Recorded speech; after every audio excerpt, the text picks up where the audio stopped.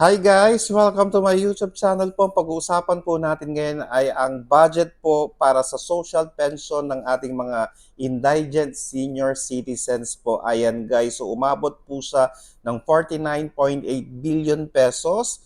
Ito po yung budget for the year 2025 po na gagamitin po ng DSWD sa social pension ng ating mga indigent senior citizens. Ayan guys. So sigurado po tayo na tuloy-tuloy po ang social pension ng ating mga indigent senior citizens po dahil meron po siyang budget na nagkakahalaga ng 49.8 billion pesos po. Okay?